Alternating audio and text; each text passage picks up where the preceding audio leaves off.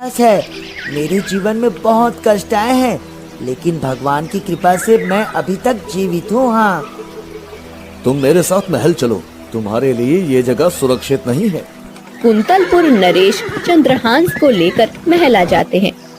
महारानी, ये चंद्रहास है। आज से ये हमारे पुत्र है। अब ये हमारे साथ ही रहेंगे। ऐसे ही कई साल बीत गए।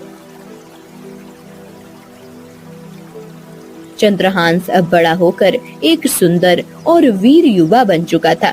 चंद्रहांस अब एक राजकुमार की तरह जीवन व्यतीत कर रहे थे और शिक्षा ले रहे थे। राजा कुलिंदक उसे अपना पुत्र ही मानते थे और उचित समय आने पर उसे कुंतलपुर का राजा घोषित करना चाहते थे। ये बात मंत्री दृष्टबुद्धि को भी भली भांति पता थी, इसलिए वो भी चंद्रहांस को मारने के लिए उचित समय और मौके की तलाश में था।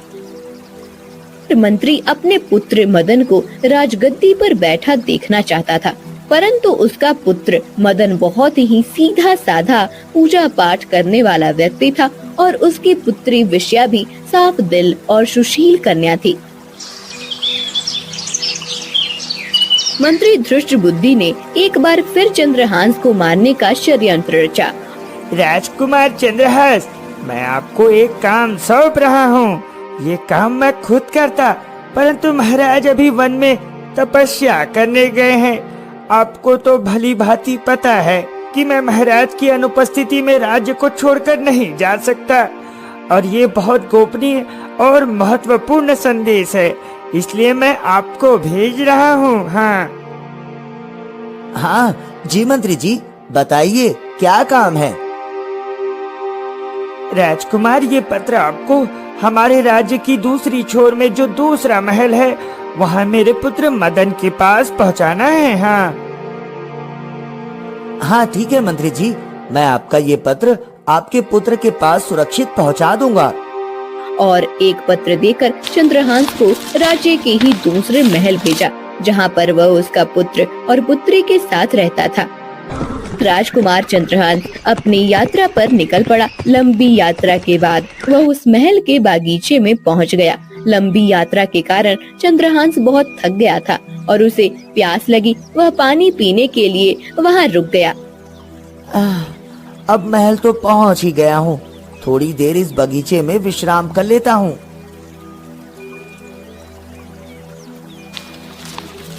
चंद्रहांस का तेज देखकर विषया वहीं उसे अपना मन दे बैठती है।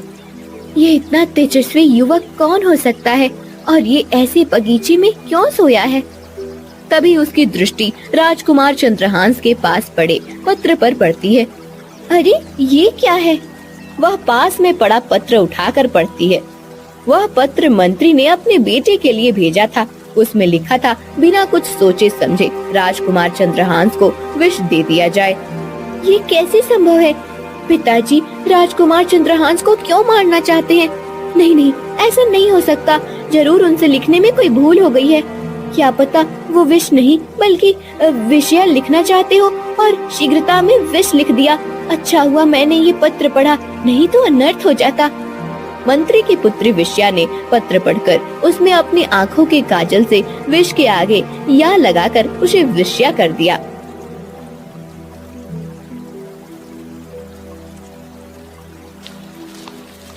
चंद्रहांस सोकर उठता है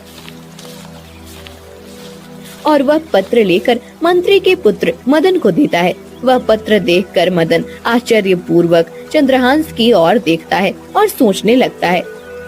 पिताजी ऐसे कुछ बिना सोचे समझे विषया का विवाह राजकुमार चंद्रहास से करने को क्यों बोल रहे हैं, और वो भी खुद की अनुपस्थिति में।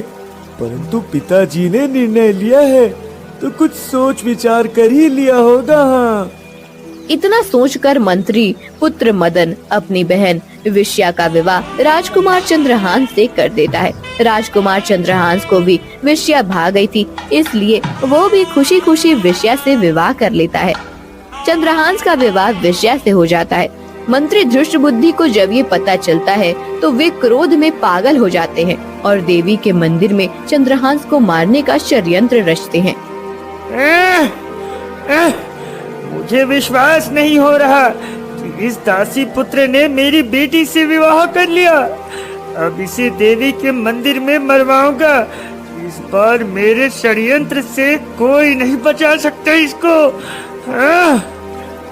मंत्री दुष्ट बुद्धि शीघ्र ही अपने महल पहुंचता है।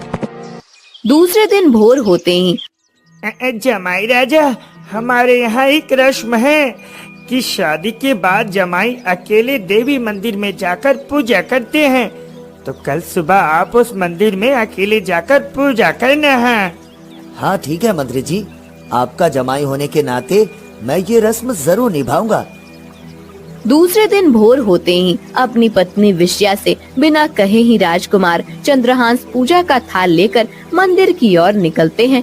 इस ओर विष्या राजकुमार को खोजने लगती है। भ्राता मदन, आपने राजकुमार को कहीं देखा है क्या? हाँ बहन, राजकुमार तो अभी अभी मंदिर की ओर गए हैं।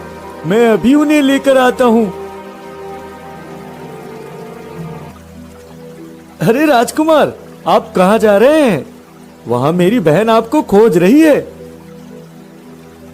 अरे मैं मंदिर में पूजा करने जा रहा हूँ भाई। हाँ, एक काम करिए, आप हमारी बहन विषया से मिलकर आइए। तब तक मैं आपका पूजा का थाल मंदिर में पहुंचा देता हूँ। इतना बोलकर मंत्री का बेटा मदन पूजा का थाल लेकर मंदिर की ओर चला जाता है। जैसे ही मंदिर में पहुंचा, पहले से ही वहां पर खड़े सैनिक ने उस पर तलवार चलाई और मंत्री पुत्र मदन का सिर धड़ से अलग हो गया। दुष्ट बुद्धि को जब अपने बेटे की मौत का पता चलता है, वह शोक यातना में डूब जाता है। मेरा बेटा मर गया। ये सब मेरे ही पापों का फल है। अब मुझे जीने का कोई अधिकार नहीं, कोई अधिकार नहीं।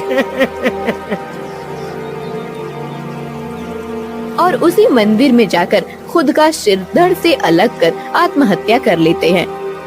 चंद्रहांस को मंत्री दुष्ट बुद्धि के षड्यंत्र और उन दोनों की मृत्यु के बारे में जब पता चली तो उसे बहुत बुरा लगा। वो खुद को इस घटना का दोषी मान रहा था। हे देवी, मैंने कभी आपसे कुछ नहीं मांगा, पर मैं आज आपका आवाहन करता हूँ। मुझे अभी दर्शन दीजिए देवी, मुझे अभी दर्शन दीजिए। चंद्रहांस के आवाहन से देवी साक्षात उसके सामने प्रकट होती हैं। बोलो पुत्र, तुमने क्यों मेरा आवाहन किया है? हे देवी, मेरी वजह से मंत्री और मदन को अपनी जान गंवानी पड़ी। चंद्रहांस, मंत्री दुष्ट बुद्धि एक दुष्ट और पापी व्यक्ति था। उसे उसके बुरे कर्मों की सजा मिली है। इसमें तुम्हारा कोई दोष नहीं। नहीं देवी, मेरी कोई शिकायत नहीं है मंत्री दुष्ट बुद्धि से। उन्होंने जो कुछ भी किया पुत्र प्रेम ने किया। मैं उन्हें क्षमा करता हूँ। कृपया करके आप इन दोनों को जीवन दान दे दीजिए। ठीक है चंद्रहांस, तुम्हारे सत्य और भक्ति से प्रसन्न होकर मैं तुम्हारे शत्रुओं को जीवन दान देती हूँ।